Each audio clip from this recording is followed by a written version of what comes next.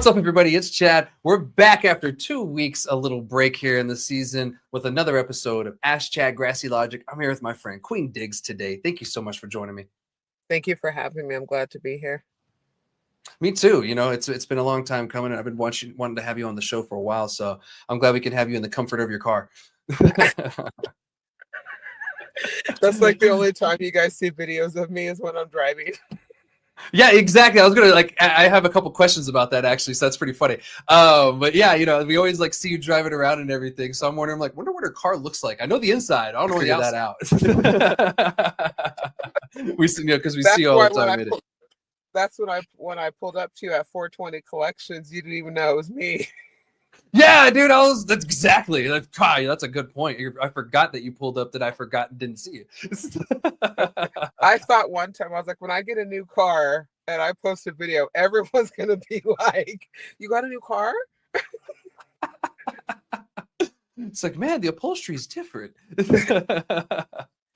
So for the people who unfortunately don't have the honor to know you, can you introduce yourself for the people out there? My name is Queen Diggs, and I've been in the industry going on 4 years. Yeah, I'm just industry related, just like everybody else. But I've always followed you. I find it just really admirable of everything that you're doing. And, you know, I never thought that so many people would know me or anything, or wherever anybody wants to think where I'm at. You know, I just try to follow genuine people. So I'm off on a tangent, but yeah, so I've actually learned a lot of stuff from you, you know. Thank you. Appreciate that, actually. Wow. Okay. Yeah, whenever I hear that, that's great. You know, it makes me feel good for what I'm doing. So I appreciate that. As you should, baby. As you should. Oh, thank you so much. So what did you do before the cannabis industry? You know, I've kind of always wondered that too, and this is a great opportune time. So I actually used to work for Southwest Airlines. Oh, Yeah, okay. for quite a while, almost a decade. But I also homeschooled in the beginning of that. So I homeschooled my kids pre-COVID. Most of my kids are in their 20s. Mm-hmm. Had a catering company that we catered at Southwest Airlines. They asked me to work there. And so I used to be the person like, "Thank you for calling Southwest Airlines. This is Queen. How can I help you?" And it was too much during COVID. You know, a lot of stuff was changing in my life and I made really good money. But that's when I learned I will never burn out for money or Yeah. work for just money. And how I got in the industry was a complete accident. I was just looking for a job. I walked into a local dispensary because I knew a girl that worked there. It was like, "Come get a penny pre-roll." And I was like, sold. And I went in there and just started vibing with the manager. And I said, "Are you hiring?" He goes, "Can you sell?" I said, "I could sell ice to an Eskimo, baby."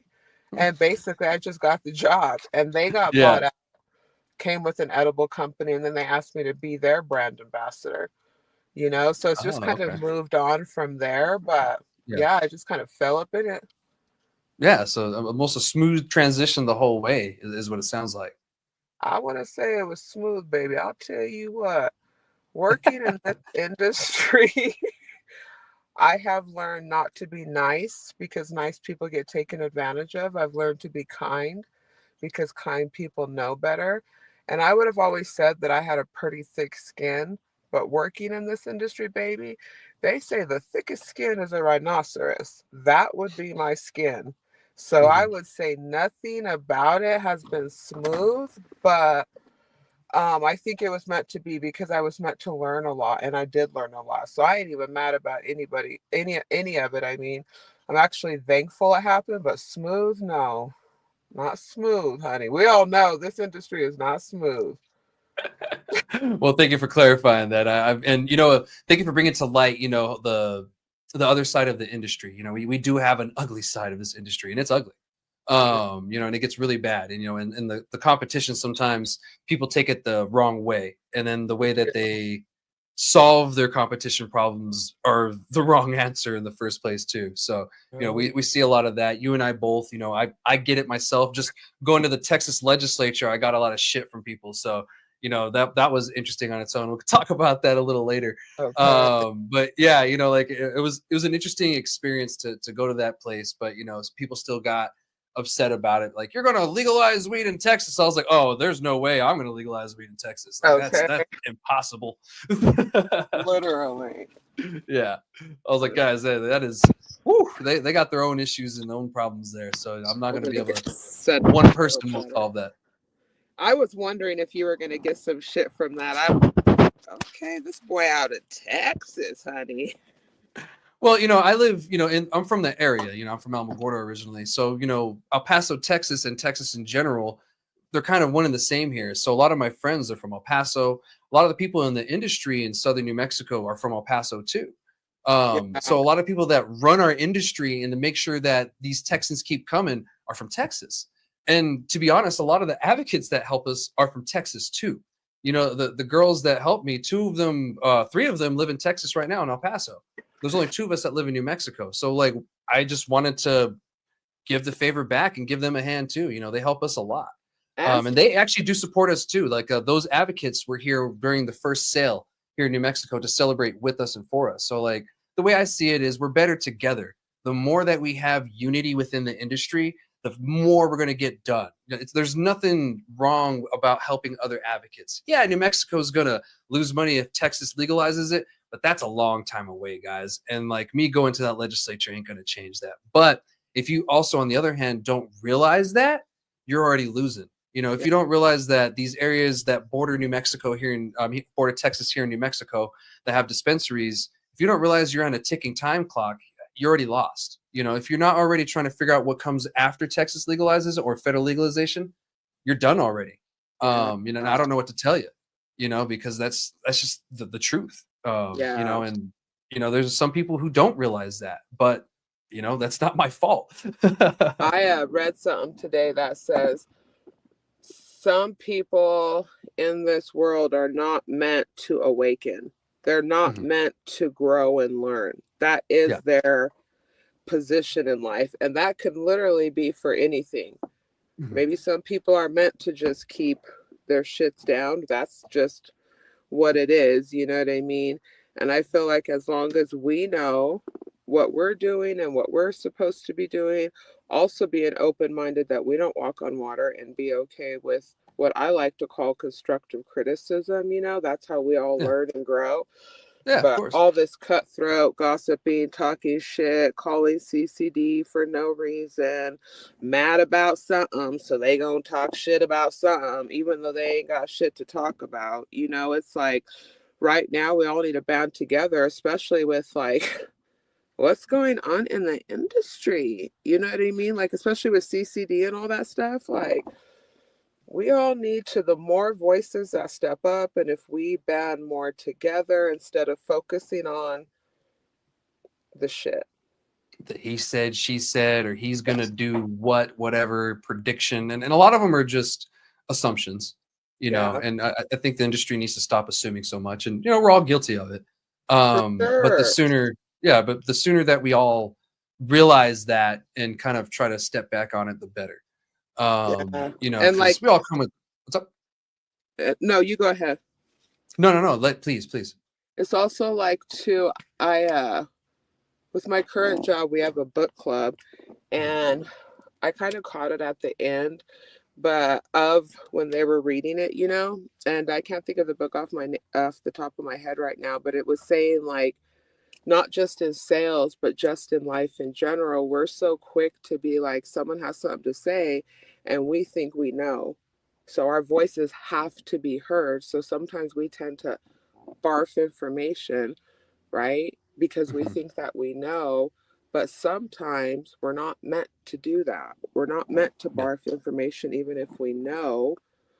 Also, I've learned if we're talking about something and and that person is not obviously paying attention to you, just quit speaking. We're in control of our reactions and what we say and what we do. And this industry is so small. You know what I mean? Also so big with freaking 800 dispensaries and some shit. You know what I'm saying? Yeah. But it's like, we need to quit worrying about the who said, she said. I have the best farm. No one's better than me. I'm going to do this. I'm going to do that. Like, damn, it's like some of these kids, it's like, were you a trophy kid? Did you get trophies for everything? Or did your Right. mother beat you up? You didn't get spanked, did you? Yeah. Yeah, yeah. You never took an L, did you? Or someone never told you you took an L. Your parent, yeah, yeah, literally. Like, but yeah, that's here and there, you know? Yeah. Yeah, and it is, it was no big deal. I've been doing this for so long that I've got assumptions left and right to all kinds of other things, and you just prove them wrong by just keep doing what you do. I've never been paid to do advocacy stuff. Like I paid to go to Texas. Like I came out of my own pocket. Yeah. No one paid for me to go there. I did that out of because I cared, and I was like, yeah, you guys have been here for us, so I'm gonna be there for you for sure. Yeah, you And got it's it there. great to check out other states' legislatures to see how their process works, to see how they go about their problems, to see how they tackle issues. Because you could take something back here in New Mexico, and I learned a bunch. I learned a bunch of things. And New Mexico essentially is a younger state compared to like Texas, and so when you go to like an older state, you see a lot of differences. Like their capital is totally different than ours. Like the layout, the way it's built. You can tell it's very, very old. Ours isn't that old. It was probably finished, what, 10, 15 years ago, maybe? Yeah, maybe 20 years ago. It's not that old. So, it's really great to just go see other states' capitals. I mean, you're still the same nation, Yeah. like, That's the why not? problem with division. That's Yeah. that's the issue, is division all the way around to so many different areas. Yeah. When we all need to be 100%. coming together, helping each other, scratch each other's back.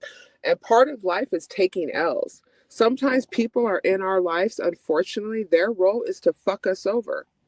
It's Yeah. our role to learn something from it. Mm-hmm. No matter how painful it is, no matter if you thought that person would never do that, well, however, whatever, it has happened. Mm-hmm. So we either get to choose to go around and react when we're in control of our reactions, right? Well, they made me mad. They said this, so I'm doing this. So you just doing the same thing that they're doing and Yeah. thinking you justified. You know what I mean? And Mm-hmm. everything gets all fucking sideways. And that's what we see in the industry a lot. But I guess we'll digress for the moment. We'll get back more to you and what you do in the industry and everything too. So you have your own brand, right? I do have my own brand, and I haven't really advertised it much. Or people that follow me, I posted. I just felt like I had an opportunity because so many people know me. Mm-hmm. And it's not like it just happens that we're also in the industry, but a lot of people in the industry know me from other things like sports or community outreach projects, even before the cannabis industry, Mm-hmm. And my intention with this is like, I'm not doing this to become like this cannabis celebrity. I put my image on it because I know that will sell, right? Because once people see it, they're going to know. But I specifically only want to use smaller farms that will allow me to go visit the farm. I can sample all the weed. We can sample all the weed. And my intention is, okay, it's like you buy my product, which I'm so thankful. Thank you so much. So with that, you're helping me create generational wealth for my family, because this is for something else. But when you buy mine, you also buy from my manufacturer, which is John Sanchez with East Spirit too. There was many people that offered to manufacture my line, but I know why, because they know it'll sell, right? Mm-hmm. So I had to be very careful with who I choose. Baby, he can always deliver on time. He is just such a person of character, a person of his word. It's like if you say an order's going to be there, the order's going to be there. Things happen or whatever, but just as long as our word is what we say it is, Yeah. But he also has 2 twin kids. They're twins, a boy and girl, and they're 4. So when you buy from me, you're helping that man take care of those kids, but also he does manufacturing. I'm hoping, heck yeah, please, you guys start doing manufacturing. He does labels, he does everything, delivery, free delivery. He makes sure that the product is top notch. Like, we ain't putting anything in there that we wouldn't smoke, But then my last thing is like that small farm, that dispensary likes that product so much that they buy from that small farm, and then we all eating. But I Yeah. also want to spread the knowledge, which it's like this high THC bullshit. It's Thank like you, bud. educating the consumer. Like I had some fire stuff. My menus are all constantly changing, but I had some fire flower from Josh with Sacred Soul. The percentages were low, honey, like drop it, low, low. But those terp levels were like 3.1, 3.3. I'm a blunt smoker, baby. Yeah. It took me 3 sittings to smoke one of his shit. And it's Yeah. like, yeah, everyone wants high THC, which we get it. Where I used to think that too, like, oh, give me the whatever. The reason you have a high tolerance, baby, is because you're smoking nothing but THC. Mm-hmm. If I want an indica, I'm trying to find the lowest THC percentage of an Mm-hmm. indica because it's more indica, Yeah. sativa, whatever. So there was a few dispensaries that picked up the lower THC, and I created like a little poster teaching about like the entourage effect, Mm-hmm. you know? So it's like I really just want to bring education, awareness, and like just do something just a little different. Like I don't Yeah. want to just be the one benefiting. For me, it always has to be something with bigger intention, not doing it just for money. I'm not trying to have this line just anywhere. You know what I mean? Like, I want to know that the people that are picking it up are storing it correctly. How do Yeah. you store your cannabis? Mine comes in a glass tube, so hallelujah, you know, and it's also, they order it and then it's packaged. I just don't Mhm. have a whole bunch of product just sitting on the shelf, you know? So it's made to order, but it also matters how is that dispensary taking care of it. Also, I cannot be bought. So if Yeah. we know, like I always say allegedly, because that's how rumors get started. Allegedly, I heard this, right? Yeah. Allegedly, because that's how rumors get started. But if I know facts, that's a different story. If I know for a fact that you a shady individual and you ain't good to your employees, or you just fucked up, I don't care how much money they offer me, they're not even gonna carry my brand. You're not Yeah. even gonna get a shot. I don't care because energy flows and energy goes, and we ain't doing all that. It's everything is with intention. Yeah. And I can see that, you do have the great intent because you thought about it. Most people are going to say, well, I'm going to do it this way just to make money, just to get my name on it. Yeah, And you're just seeing it as what it is. Like people already see me through the industry, so they're always going to recognize that. Like, even with my logo, yeah, most people recognize that's me. And it's almost the same thing. And then you go down to even not just the manufacturer, but then the small producer too, and like everyone is still getting paid at the end of the day.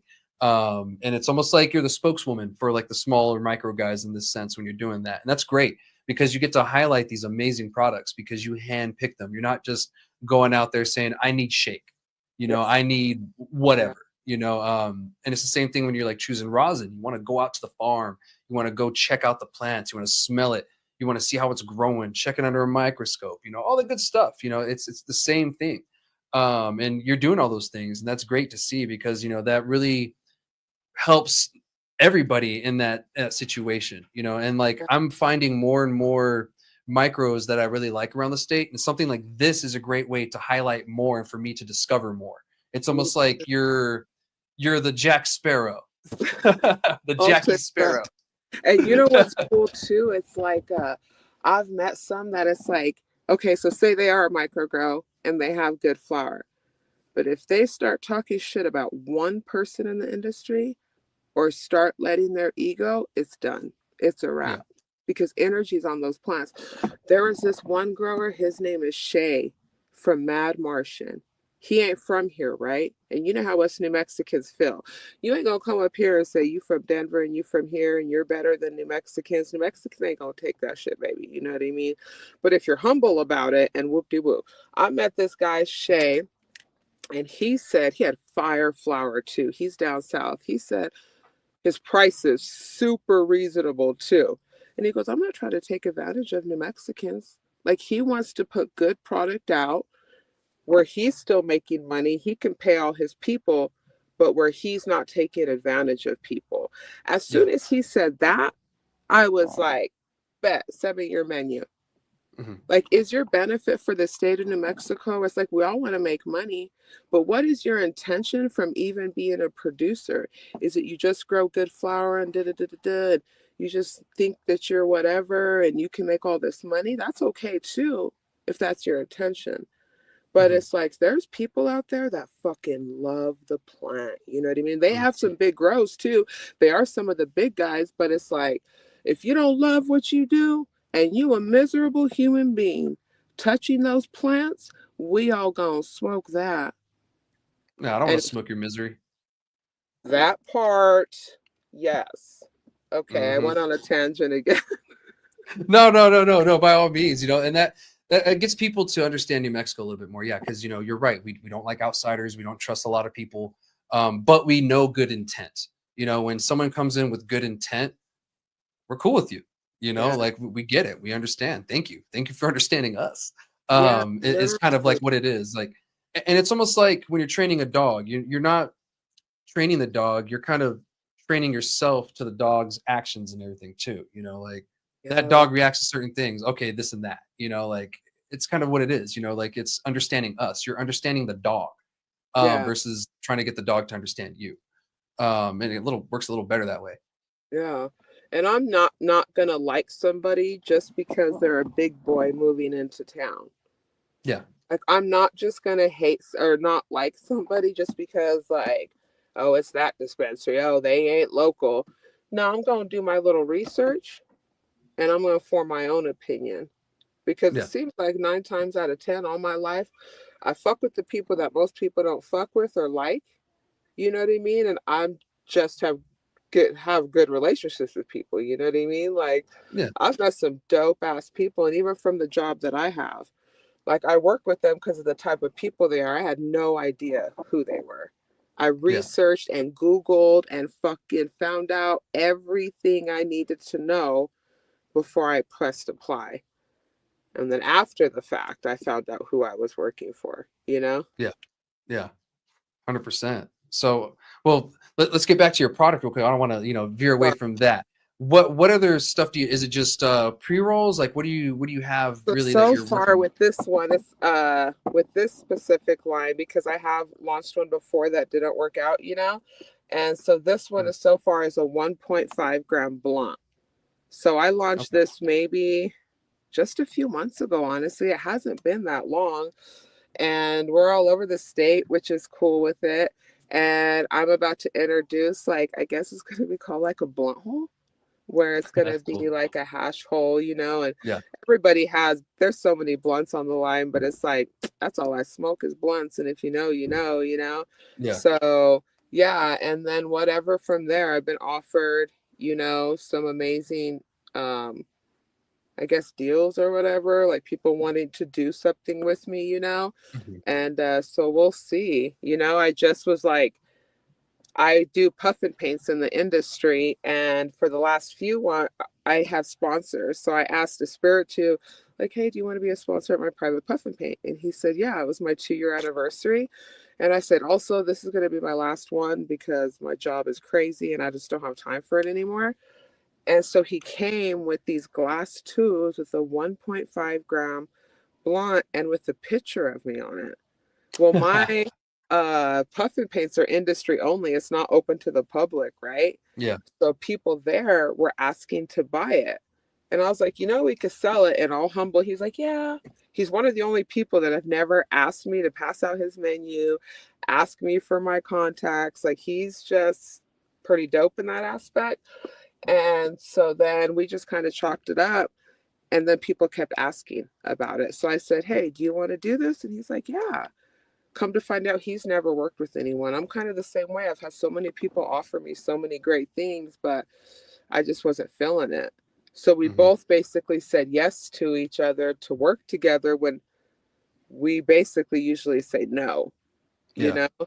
And so that's how that kind of came about. And I was like, all right, let's just see how it goes. So it kind of just happened, like just how I Hmm. fell into the industry. This kind of just fell out into but his whole brand is Spirit 2 is about smoking with intention.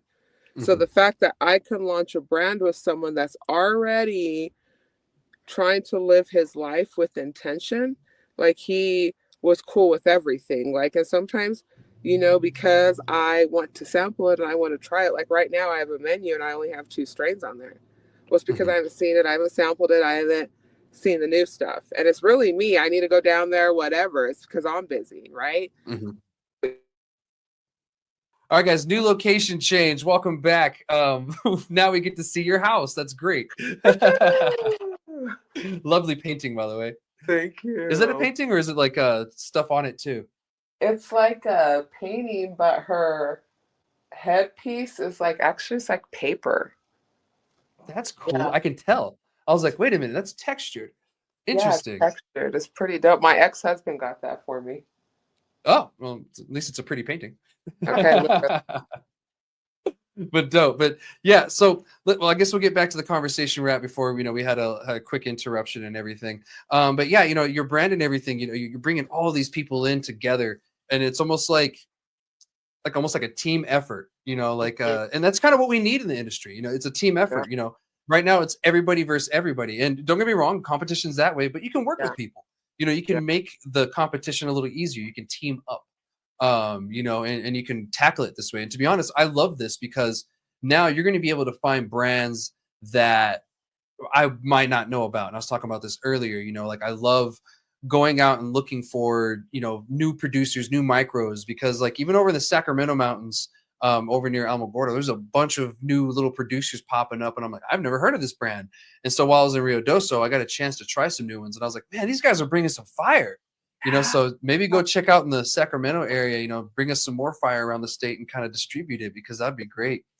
Little weed fairy, like, ooh, try this. You're blessed. My friends, I have like friends, and then I have my tribal members that have known me like a decade or more. And I always walk around with a backpack. Like they all kind of drink, they smoke, but they call me Mary Jane Poppins, because the only thing that's ever in my bag is cannabis, edibles, and Herbalife. Like you ain't gonna find the mascara up in this bag, honey. Wrong bag. Wrong bag, girl. Right. And speaking of traveling and everything, I wanted to talk about the Border Patrol stuff. You deal with that a lot. And, you and I have been kind of back and forth on it, kind of figuring out too, because you have to deal with it. I have to deal with it too. We all do in this area, to be honest. But you have to deal with it too. But you live up north right now. And, you go back and forth throughout the whole state. So like, how has it been lately as of, late, I guess? I say once they started this whole season thing, it definitely like changed stuff. So when they started that back when they did, so for example, our company, for our drivers, we prefer not for them to cross back with anything. You know what I mean? And for me personally, I'm very thankful. I've never been stopped, but it does like where I'm a medical patient, right? So technically I could have a gram or some, you know what I'm saying? But for me, it's like, I don't even take nothing. Like if I'm taking something down south and I have stuff for customers, you best believe I ain't bringing nothing back with me. You know what I mean? Because it is different. But I'll say with this changes in the administration and everything that's happening with that, it's almost like, to me, they stop more people. They're looking at cars more. You see Border Patrol trucks like posted up everywhere. And then we also found out that at that Border Patrol, they can technically pull us over, correct me if I'm wrong, in a 50-mile radius. If you draw a circular around that Border Patrol, they can pull you over within a 50-mile radius. And it's not just Border Patrol, state police also can pull us over and take our stuff and do all that. And once your car is tagged, your car is tagged. People have literally had to get new cars, switch cars, and it's just it's crazy, Yeah. Once you get into that database, your vehicle gets kind of put into a little stupid thing where they mess with you all the time. I got searched once. I didn't have anything. I got searched once and I told them I didn't have anything. I was like, I'm a medical cannabis patient, but I don't have anything with me. And of course they try to say, oh, it's in the carpets. And I was like, nothing in the carpets. What are you talking about? And We're so not yeah, crackheads. my little Not going to be like in our carpets. yeah, going, well, I need the weed, like what the hell? It's just what they say to, try to, get something on it and whatever. They searched the car, couldn't find anything, had the dog out, all that crap. And yeah, I kept getting harassed, months after, and I was like, dude, what the hell? But yeah, they mark your car, and if you get popped once, you'll probably get pulled over and questioned again. I went through the other day, and they're like, "What are you hauling today?" I was like, "Myself? The fuck?" And really, they're supposed to just ask you if you're an American citizen. They're not really supposed to sit there and ask you a bunch of questions like that. They're an immigration status checkpoint. They're not a drug one. If they happen to find drugs, though, but their mission is immigration. Yeah, and so it just gets tied in with that. But now they're trying to find drugs because they're probably saying, well, if there's drugs, there might be illegals. So that's probably the thing. And of course, we have an administration change, so the mission changes and everything too. And now today, I got word that somebody I know that's in the industry got searched. When he went through the check, they asked him if he had anything. He was honest with them and said, yeah, I just have some personal, maybe half ounce, whatever. And he said, do you have a gun? And he said, yeah. And I was like, oh. And so they tore his vehicle apart, threw it all, left him alone, of course, afterwards. Nothing happened to him. I don't know if he kept the product or not. But yeah, they tore his vehicle apart, took everything out, looked for crap, and made it a big deal. So they're going after it. He told me there's 2 dogs there at the check and everything. Like I was like, good Lord, they're just on one. Either something happened, they're looking for somebody, or they just are heightening up their stuff. But like, it's just, it's not right. Like, we have to go through that all the time. Like, and I tell people this all the time, when you, and this is just true, when you increase security, you lose freedom. And when you get more freedom, you lose a little security. You can't have both. Yeah. And, if we have too much security, we'll have no more freedom. And that's kind of what it feels like when you go through the border checks, Yeah, because it's like all these people down south, like a lot of our producers are down south, so they have to risk every time to take their shit 18 miles from Las Cruces. Yep. All that. Every And then time. even the third parties are risking stuff because anything they take, if it gets confiscated, that's on them. And Yep. it's like, and we're not doing anything illegally. Before all this started popping, I used to joke around and be like, man, it feels good to be a Black female carrying around this cannabis I'm not gonna catch a case, Yeah. But now you're like, oh, let me pull back. Let's be very careful because we can Yeah. still get everything confiscated. And even if you have the manifests, and it just is what it is. I went through Alamogordo Border Patrol for the first time, like I think last week or whatever, but they just had the green light and I got to go. Thank God. I mean, yesterday, they were showing me that it was green light because of the dust storm. So, I mean, if you don't want to get harassed, I guess just, go during a dust storm. Okay. So for the next few weeks. I know, right? And today is actually a pretty nice day, thank God. So, I'm glad there's no dust outside because it's been ugly the past few days down here. Ugly. Yeah. Yeah. Ugly. Yeah, like super gross. At least it's not red like Iraq was. That could be worse. Look like Mars. Yeah. So, well, what does the future have for you? What do you have planned for future for Miss Queen Diggs? Gosh, it's like I am closer to 50 than I am to 30. My kids are grown, so I haven't had any of what my current life is planned. It all kind of just happened and I'm grateful for it. But if I guess I could choose one thing, me and my ex were still tight. We were together 21 years, known each other 30, raised 4 great kids, and still best friends till this day. We literally broke every generational cycle, you would call it, within our family. So the last one in my mind is that generational wealth. My kids are amazing, my older kids, and they take care of themselves. They're just so respectful and just amazing, So I just want to create something, whatever that is, that gets to create generational wealth for my team Diggs. And that's how I also look at this line. This to me is it's all for a greater purpose. Like I heard a saying one time, like what we see with our natural eye, like our vision, like we can see each other, is just the surface. Everything that we're doing, like what you're doing, we all see what you're doing. You see what you're doing with your natural eye. but it is always 100% for a greater purpose. We just Hmm. can't see it yet.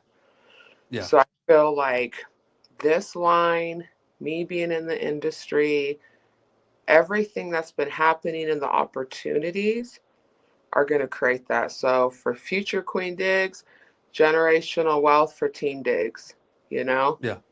Yeah. Heck yeah. And And I if I hope can for that. bring, yeah, and if I can bring people with me, and that's what I had to learn too. That's why I'm not nice anymore. It's no fun to win by yourself. You know what I mean?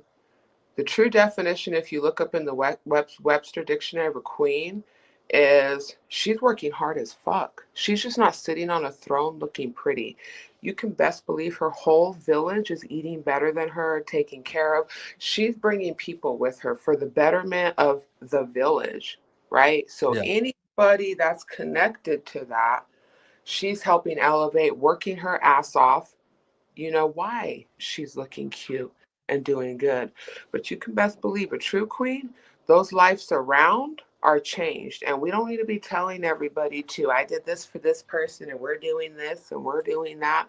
No, we all just elevate and ride together. And I feel like the people that have gotten attacked with, like even with this guy, John Sanchez, like I just know it's for a much greater thing. Like we're both going to be elevating together. And I just hope to Hmm. bring, and I know I will, people with me, you know? Yeah.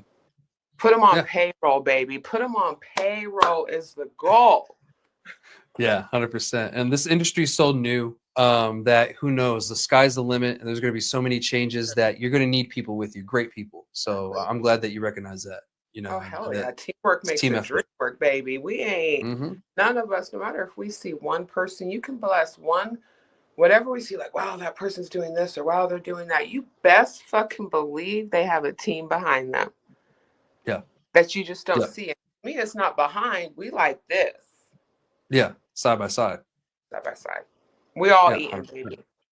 100%. Well, is there anything you want to add before we move on to the next conversations and everything? No, I'm good. Thank you so much. Of course. And thank you so much for being on the show. And I look forward to continuing this conversation on these last couple of topics that I got for us and everything. Absolutely. Of It's course. my pleasure. Again, thank you. What's up? I said it's my pleasure. Thank you. Thank you, of course. But we're going to move on. We're going to talk about the New Mexico legislative update. This is the last week I'm going to be giving you guys an update because next week the session's Saturday the session's over at noon.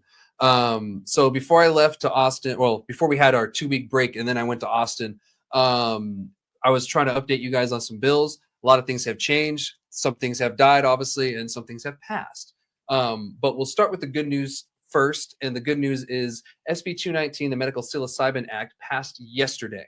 And that is great because that legalizes medical mushrooms here in New Mexico. Now, this is only if the governor signs the bill. Hopefully we do. So please contact the governor and let her know. You can call her office, you can email, stop by, et cetera, and urge her to sign this bill because there's veterans. My fellow veterans can, benefit from this. Other people, end of life people, are going to benefit from this. People with all kinds of other ailments are going to be able to benefit from just this mushroom as well. And it's going to be different than cannabis. It's going to be, a lot more limited because we're not dealing with cannabis. It's something totally different. So it's being ran totally different too. And to be honest, it needs to be that way because we could run into going backwards kind of stuff like we are with this hemp and cannabis stuff that we're Yeah. running into. We could run the risk of going backwards versus going forward. And it's going to take time, y'all. It's going to take time. And that's the shitty part. I wish we can just wave a wand and all of this has been fixed, but it takes a very long time to get all of this done. We're in it for the long run, but I am very impressed on how fast this happened. Last year, I got with this group called Soul Trip. I met them. They were wanting to do this because I knew this is going to be New Mexico's next thing that we need to do, and they were for it too. And we got a Senate memorial passed, and the Senate memorial called for the Department of Health and UNM to work together on a study for this. Well, they did their stuff, and then this year we went and found a sponsor and got the bill put through. And it made it all the way through. And to be honest, I thought we were in for at least 4 years. I thought it was going to take us 4 years to get this passed. It took us a year, so that was very impressive. Like this had little to no pushback from any of the legislators. It went through, I think, 2 committees with a unanimous vote, so no one voted against it. Then after that, maybe 1 or 2 would vote against it. In both chambers, I think no more than 8 people have voted against it in both of them. So to be honest, like, that is very, very impressive. What Yeah, that means is that we satisfied every criteria from both sides, and that's really, really hard to do. that And is like, we did it so well that one of the most conservative Republicans in New Mexico joined in to sponsor this bill early on. And so it's bipartisan. And yeah, right. Like, that's something to celebrate, to be honest. We actually did the impossible. We did something bipartisan where both the Democrats and the Republicans were like on board, like, yeah, why aren't we doing this? And I don't know how many of them were veterans or cared about veterans. It's like, no, we need this for the veterans. They keep telling me, or my veteran buddies at the VA, they had to go to Mexico to do this. They shouldn't have to do that. They should be able to do it here. And so this gives the opportunity to, at a clinic setting, have a dose of psilocybin under the watch of a clinician or some kind of doctor. So this is a lot more safe than just allowing you to take it home and kind of figure it out, because we don't want people to do that with psilocybin. That's something totally different. yeah. What are your thoughts on this so far? I think it's super dope. Back in the day when I was younger, of course, I did shrooms like everyone else, just a trip. But with being in the industry and just educating myself, I have microdose, and man, that has helped me through some mental shit big time. But also, I have veteran friends, and I know veterans that have literally gotten off of all their pain pills because of cannabis. And I have this one veteran friend that she is a rule follower, she's just kind of different. And she ain't gonna smoke weed unless she gets approval, So she went and got her medical card, but she started cutting out medications and And she went from like 20 some medications to maybe 1 or 2 because of cannabis. So it's like, people just need to listen to the voices of the people asking for it. If a veteran is asking for it, bro, if he's asking for cannabis or shrooms because they've known and they don't want the pills, this is for the betterment of them. And then some of the people I feel like that are giving the no's, like, have you ever experienced it? Oh, no. So you've never experienced it, or so you don't really know. You're just going based off of your opinion, but guaranteed you have like a wine bottle every week. Mm-hmm. You know what I mean? You might have a stogie. An open I bar. found out in the Texas legislature, they're allowed to smoke cigars in their offices. Yeah. Yeah. Make it make sense. That part. Yeah. I was just like, what? And even our own legislature, they had to ban alcohol, because people were getting in fights or getting too drunk. Like, just this last legislative session, they had to add a memorial or something to it. So that way, it's like a rule that there'll be no drinking on the floor. I was like, people were drinking on the floor? I was like, you've got to be kidding me. And they the last time that Chingazos, the last time you went to a cannabis event or a consumption lounge where everyone's fighting. Even if people don't get along with each other in the room, they ain't fighting. Yeah. No. I mean, why? You know what I'm saying? Yeah. Like, we ain't, and I've noticed that too. Yeah. I went to a bar for an event not long ago with some people, and there was one drunk dude who ruined it. And like, all of us were cannabis users. I don't think any of us were drinking. We just happened to be at the bar because that's where the event was. And so they had cake and all that good stuff. And, like, I can't confirm nor deny if people had vapes. But this drunk dude comes in and just tries hitting on everybody. And we're just like, dude, get out of here, man. What the hell? And so like, and I was just like, with the cannabis people, I don't have to really worry about that as much, like, you don't really run into that issue as much. And so, it's great how many people get trashed in the industry. We can be at a cannabis event, and some people, I'm like, oh shit. I was actually shocked that so many people may get washed at a cannabis event, Dude, they use an excuse just to get drunk. And I'm like, homie, this is a cannabis event. Like, oh, baby, you okay? We don't want to give you any, though, because you want a different level, Yeah, that's crazy, because we are different. If you're a cannabis user, sometimes I'll ask people, like, do you smoke or are you a smoker? Because there's a difference, baby. You know what I mean? 100%. Yeah. Yeah. And same thing, with like the psilocybin stuff, you're going to have your different levels of people and your different tolerances. So I'm glad what they're doing with this is they're allowing the Department of Health to promulgate rules on how to do this versus creating a bunch of laws. There's laws framing the work of this, like, you know, like you can do this and can't do that. And it's not a very long bill, but they allow the DOH to make more of this. And that what that does is it gives us as citizens more of an opportunity to have a say in how this is going to work. Because when it comes to the rulemaking, they have to have the panel. The panel goes there. We go and we say our piece. We can even type it in and it's public, and they have to go through all of it. So they have to see our comments and everything on it. And then they go off of the recommendations, and then they go and recommend it to the Department of Health. And the Department of Health makes a decision from there. And then we get usually like twice a year, you know, correct me if I'm wrong or if it's changed, you know, at least once a year. We usually get a say in to change something or, you know, add something. I think this law even gives the Department of Health the opportunity to add more qualifying conditions to the psilocybin medical psilocybin program, just like it is with cannabis. They have 4 of them right now, but I do remember the hearing that, you know, or whatever the Department of Health, you know, deems necessary, which to be honest is fine. You know, like it should be up to the Department of Health and the doctors to figure out what do we need. And that's how it was with cannabis. You know, we were the first state to offer cannabis for PTSD way back in the day. So, you know, like there was something like that that allowed us to do that and to add more within time. And we still do. We actually just added, I think it was that female orgasmic disorder. I think we just added that to our list of qualifying conditions too last year. See that. Yeah. Yeah. So and that's the way that we did it, is through, you know, the rule process. Essentially, we went through that whole process. Someone petitioned, and then it went to the panel, and, you know, we all made our comments, and they agree or disagree, and then Department of Health agrees or disagrees, and that's how it goes. So it's more of an opportunity instead of a 30, 60-day legislative session where they're trying to get these bills in really fast. You know, we can kind of take our time and figure out as this goes how to change it. Because if it's twice a year, at the beginning of the year, you have something, okay, this isn't working, we need to change it up a little bit in the second part of the year or whatever, you know, however we figure out how to do it. We just have more opportunity. And I really like that part of it. Some people are misunderstanding this as big pharma is going to take over.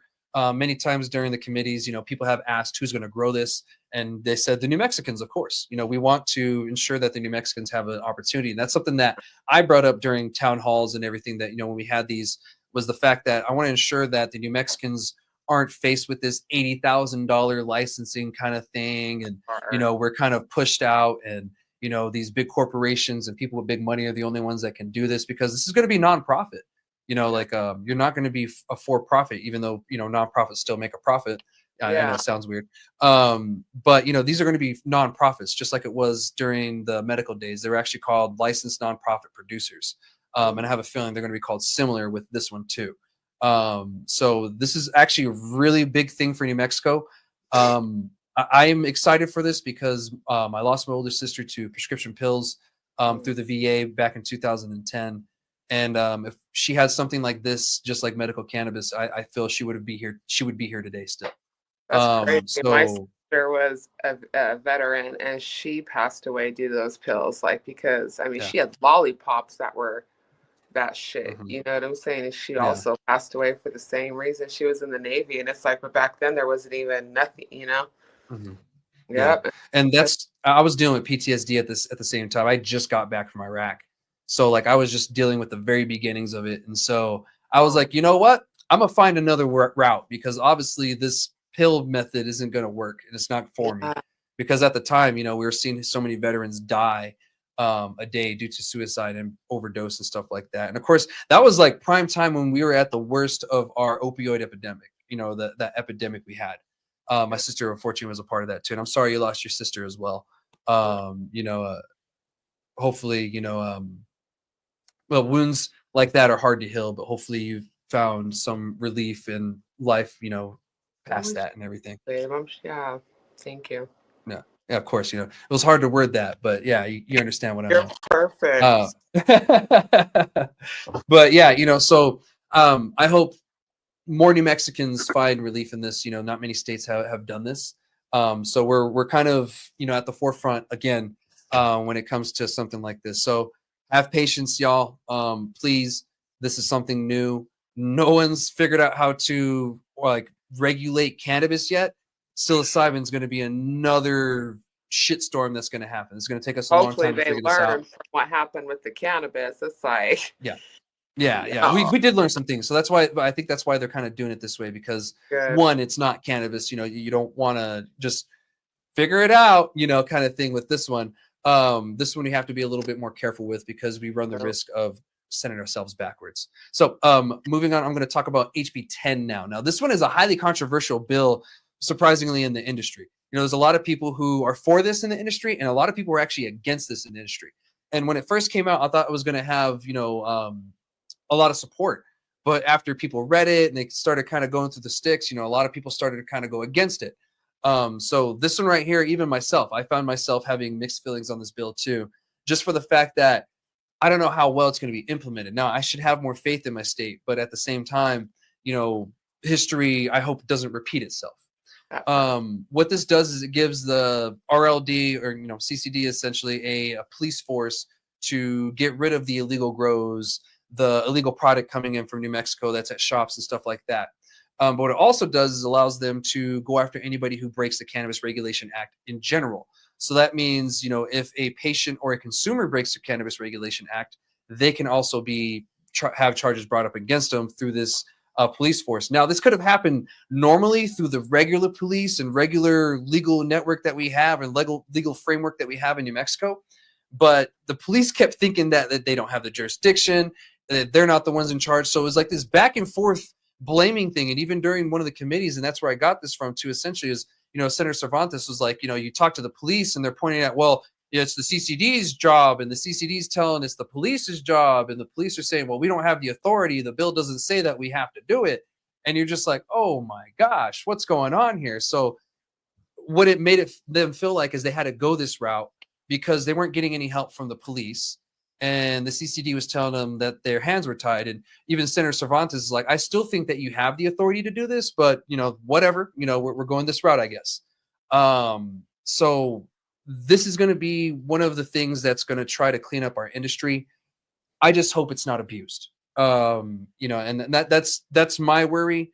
But I do know that we need enforcement, and that's where my mixed feelings on it comes from. Now, a lot of my worries have already been answered, you know, during the committee hearings and stuff like that. So I kind of step back and I'm just like, I'm just gonna let you guys, if you want to fight it, fight it. You know, but I'm gonna let this one ride. Because there was no stopping this bill. The governor backed it. The legislature backed it heavily. I mean, there was really no stopping this bill from going through. But we'll see what happens. Our industry does need better enforcement. It does need some policing, but, you know, there's always that fear because of where we come from. You know what I mean? Like, and I told them during one of the committees, and I said, you know, there's a reason why you guys only see me so much and you don't see so many people in the industry. I try to get them to come to these things, but they just don't trust y'all. And I hope that we can change that with this and we do this correctly, because if not, we run the risk of, you know, losing that trust forever. Because And somebody so, said today, it's like, we're all held accountable for whatever. Who mhm, holds CCD accountable? Because unfortunately, I mean, yes, I agree. We do need people regulating stuff and doing that. But it's like, it seems like depending on the agent, the rules change. The yeah, rules, some of the rules are kind of like, it's not like clear.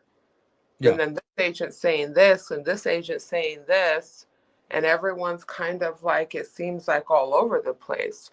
So it's mhm, like, yes, I do definitely think all these, we do need some type of enforcement.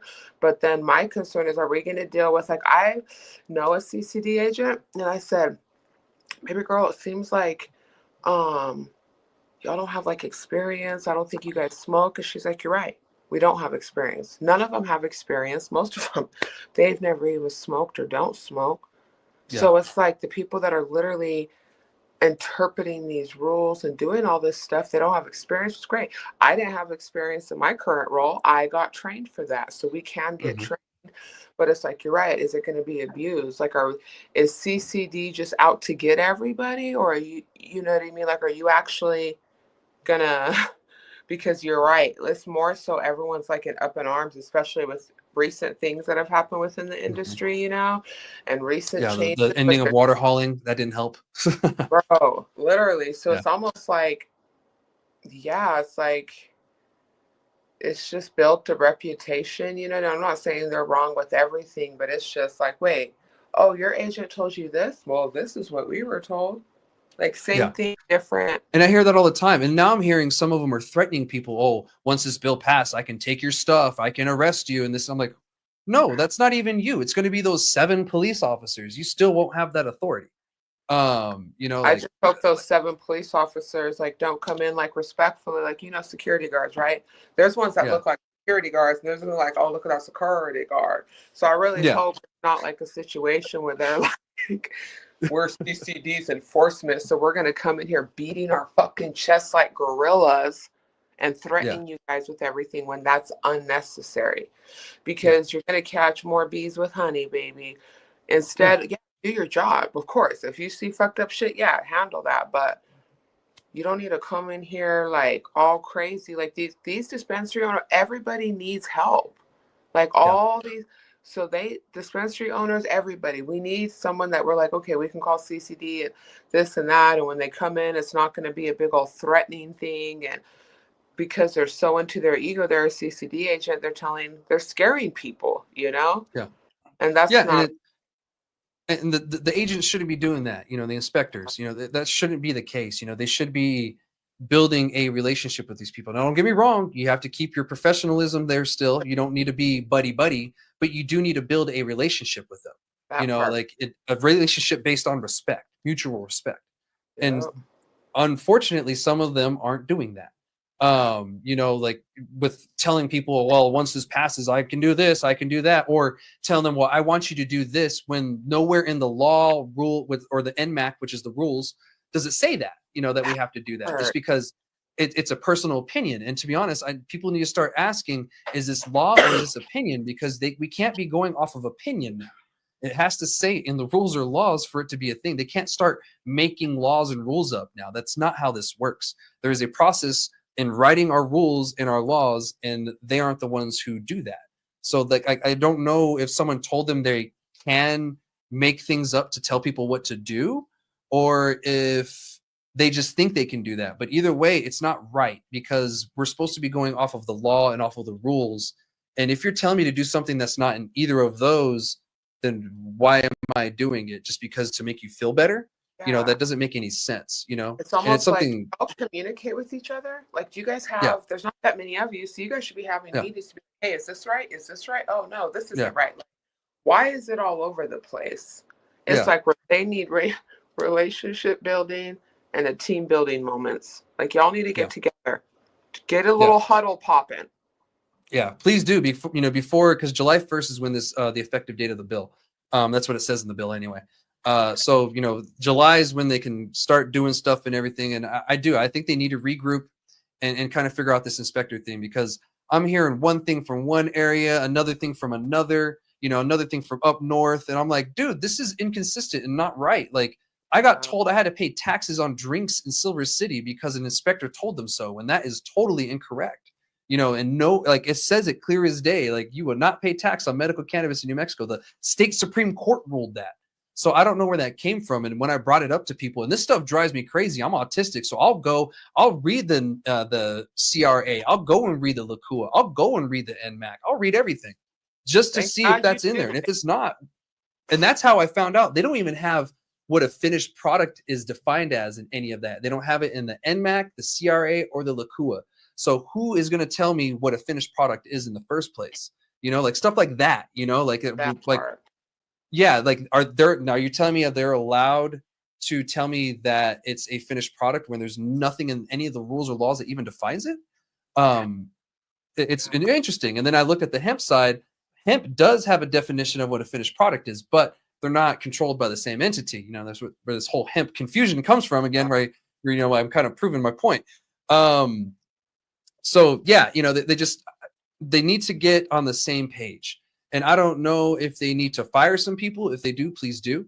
Or if they just need to do retraining. But this whole, I'm hearing this in one area and this in another area, you know, the law is the same around the whole state. You know, like, yeah, there might be some city ordinances here and there that might be different, but that doesn't change what the CRA or the NMAC says, you And it's know? also for them to know, like, it's okay that you guys don't know everything, but don't act like you do and ask questions. CCD Yeah, and all that, it's like, it's okay that we wrong, baby. Okay, that's when we yeah, learn. A lot of us don't want to say I'm wrong. Okay, I was wrong. I was wrong. If you don't know, ask the questions, because this is affecting people's livelihoods. They're having to be like, oh, shoot, we need to do this now. So I need to hire this person so I could do this because we don't, whatever. And everyone's changing things. And then it's like, oh, just kidding. Like, but they just Yeah. also need to have some accountability. You know what I mean? Like, your Hmm. guys' jobs are tough. There's a lot of dispensaries here. We all recognize that. Like, we couldn't imagine being in your shoes, but also Yeah. neither could you. So Yeah. if you would provide the correct information, because it's the same thing, but up south is different from up north. Hmm. These Why? CC agents should get together and chit chat, have a Yeah. little, Kind of figure that out. Like, what the hell? instead No, of I ruining agree with you there. people's lives. So, Yeah. I don't want to get too long on that one. That's HB 10. But there's a lot of concerns that come from that. But we do need the enforcement. So Yeah. hopefully, we do figure it out in the end, and the people that shouldn't be here do get taken out, especially like those illegal grows. So this will Yeah. give them the teeth to go after those people, which is great. But Yeah. we'll see how it's implemented. It's always different from talk to play. Like when you talk about the play is different from when you try to actually do the play in a game. So we'll see what happens. Moving on, we're going to talk about HB 346, the hemp products and synthetic cannabinoids. It's pretty much a synthetic or semi-synthetic cannabinoid ban. They're going to ban semi-synthetic and synthetic cannabinoids. This just really causes a lot of more confusion. And to be honest, I've been fighting this shit the whole time.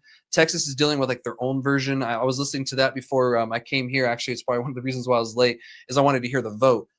They did pass it in their Senate and it's headed to the House. There was some amendments in there which seemed a little more friendly, but it has a long way to go before it's seen as something that's beneficial to everybody in the state there.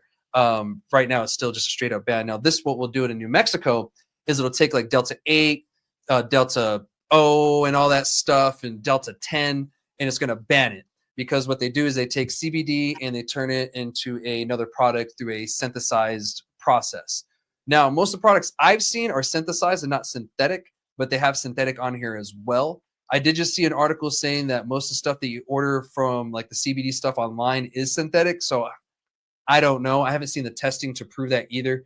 It was one thing, so I'm gonna have to look more into that before I really say, yeah, that's for sure what's happened. But this right here, the reason why I don't like it is because there's been a lot of businesses and corporate businesses that are actually behind this because this is digging into their profits. They don't think it's fair. I have to buy my license with this and that, and all they have to do is this. Well, they did. They got a hemp license. They got a hemp manufacturing license, or they have a gas station, or they have a smoke shop. So they did go through a licensing process. It just wasn't the same as yours, and it's a different industry. It's not their fault that these loopholes exist and they were able to benefit from it. But through this, I found that not only are people benefiting through, with this through financial reasons, but there's actual people who actually find relief with these products. I've talked to people throughout the years and actually worked at a CBD shop for a little bit when legalization first happened in New Mexico. We were working on it. I was working there and we were starting to sell the Delta 8 and stuff like that. And people would come in and tell me, you know what, I like this better because my anxiety doesn't go as crazy as it does with the high THC stuff. I don't get the munchies. It's like diet weed. It's not as intense. And so I'm like, okay, cool. If that's your jam. Cool. I'm not a big fan of it. The way it's made, whatever, I just want to make sure that if you're consuming it, that it's made in a safe manner. And I feel that's what we should be doing with these products instead of banning them, is we should just ensure that this is just a safe process. It's been tested and what's in it is what's in it. And you're not telling me that there's something in it and it's something totally different, because I could see that being the issue. But when you have a regulated industry, you don't really run into that. I mean, look at our cannabis industry. It's highly, highly regulated and we don't run into the snake oil stuff like that. We have other issues, of course, but we don't run into, this is, synthetic THC situations, where we don't run into that. But you do on the hemp side because, the way we went about this. But people are actually finding relief from this. So these people that are buying Delta 8 from your smoke shops, your gas stations, whatever, wherever they find it, they're not going to go to your dispensary like some of these people are hoping and betting on. They're not going to say, oh, well, I can't get D8 anymore. I have to go to the dispensary. They have that choice and option right now, and they're not doing it. So what they're going to do is they're either going to, one, buy it online and have it shipped at home because this is a gray area that it's federally legal. There's really no way that we can stop that. Okay. Or two, the plug right now is probably stocking up on Delta 8, HHC, Delta O products right now. And your plug is going to make a lot of tax-free money. Yeah. Who also has no license. So, you know, we're going to lose out on tax money. We're going to put people out of business, and we're going to make people try to find something that's actually giving them relief, another route to find the relief again. We're also going to make this a crime to possess and sell. So even if you have these products, it's going to be a crime. So now we have to convince the police officer that pulled us over that we don't have Delta 8. We have a federally illegal substance that's legal in our state. But the federal legal substance that's illegal in our state is not in the car. So now, I don't know how to tell the difference between Delta 8 or any of those. And I don't think anybody else does other than a test. So to me, I kind of feel that it's just setting people up to be harassed more. Again, for something that we, you know, thought that we got around, and now we're going backwards. Now, another reason that they're going after this too is they're saying, well, kids are getting these substances and this and that. Kids get alcohol, kids get tobacco, kids have guns right now. Kids have guns. Oh my God, that's scarier to me. Is kids having guns. Yeah, we're worried about. You're worried about the wrong thing, baby. Yes, thank you. Like, this is the wrong thing to worry about kids having right now. If kids are getting these substances from a gas station, from a smoke shop, from Walmart, wherever, you should be cracking down on those locations, because they're maybe not IDing for other things too that they should be, i.e. alcohol and tobacco. One thing that myself and many other kids got their hands on. It was easy for me to get alcohol when I was younger. I had an older sibling, you know, easy peasy. And even then, after she was gone, you could find someone else that was 21 that was willing to be a pullout for you guys, as we called it back in the day. You know, so like, you know, these things are a drop in the bucket compared to what the real issues are. Yeah, kids having gun, that scares the shit out of me, because kids aren't as mature as we are as adults. And even then, the adults still make really dumb decisions. So when you give someone with an immature brain a gun, it's not a very good idea. I mean, and they keep telling me, well, why are we allowing someone with an immature brain to use cannabis? I'm like, dude, you need to worry why you're allowing that kid to run around with a pistol.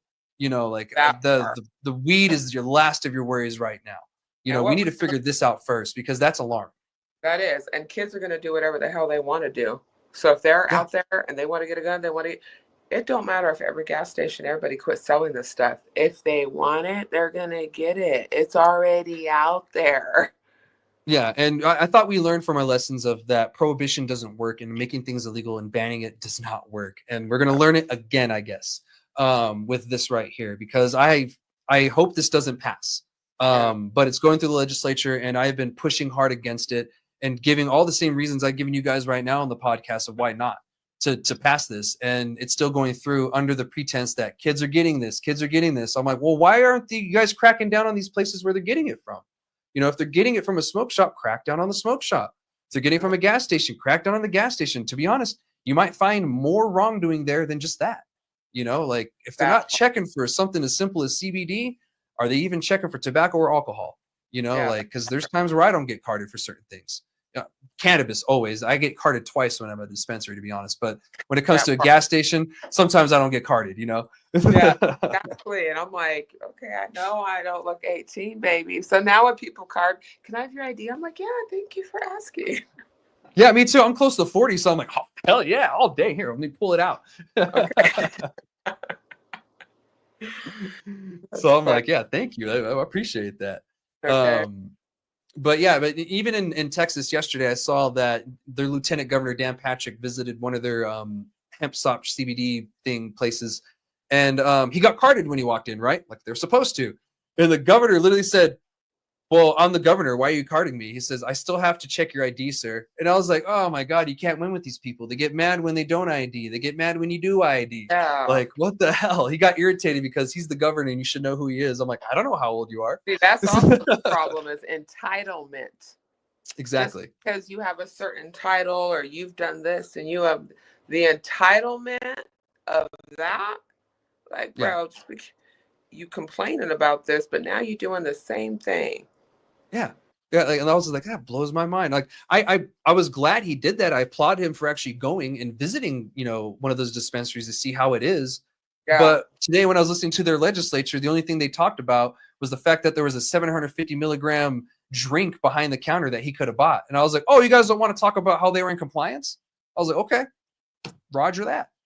You know, you want to talk about something that's within compliance, but you find an issue with it. It's like, all right, cool, got it. But yeah, I digress on that. Those are really the bills that I wanted to talk about. The one that I really hope passes is the employee protection one. That one I don't think is going to make it. I thought they were going to merge it at some point. But we have a few days left. You know, it could get pushed through. So what that was is we have employment protections here in New Mexico as a medical cannabis patient, but the language wasn't strong enough. This just cleans up that language and fixes that. So now, you know, the employment protection will be there, and we'll stop getting harassed as much and getting fired or told we can't work there because, you know, we're a medical cannabis patient. Which is great. I mean, Bernalillo just changed that in their county where, you know, people that work at the city, they won't get tested for cannabis and they can use cannabis off duty, et cetera, et cetera. Even firefighters, you know, they just changed that for them too. And I think that's amazing. You know, firefighters deserve it as well too. You know, they see a lot of crazy shit too, you know, like, and the only thing they see is drink, you know? Yeah, poor guys, you know, and I know how that feeling is, you know, when I was in the military, that's all we could do too. You know, we could only drink and, you know, do tobacco. And, you know, to be honest, none of those are really good for you. So they really promoted the drinking because, you know, what other outlet do you have, you know? And so, yeah. But anyway, I digress on that.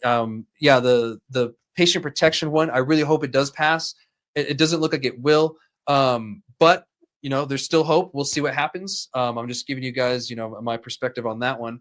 But we'll see what happens, you know, with the rest of the session. You know, a few bills died.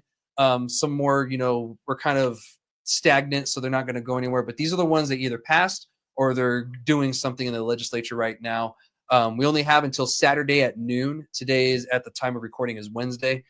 So we only have a few days left. And then we'll have to wait till next year. But next year is going to be a 30-day session, and we won't have another 60-day session until we have a new governor. So that's going to be interesting. New Mexico tends to do this thing where we go Republican, Democrat, Republican, Democrat. Right now we're on a Democrat, so we'll see what happens next election.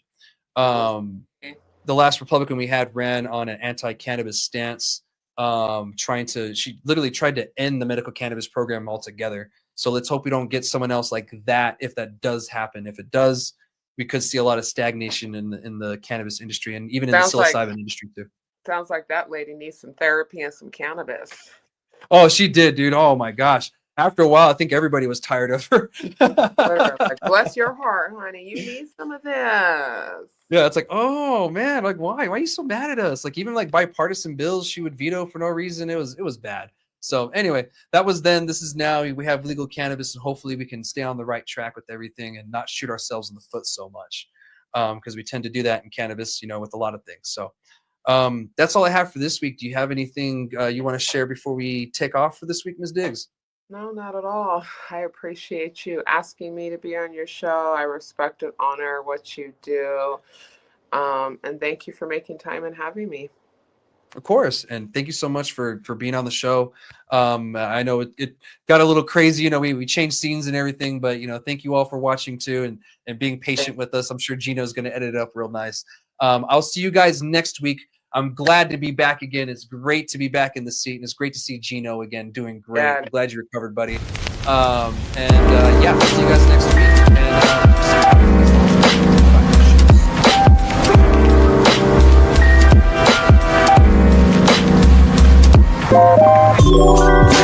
And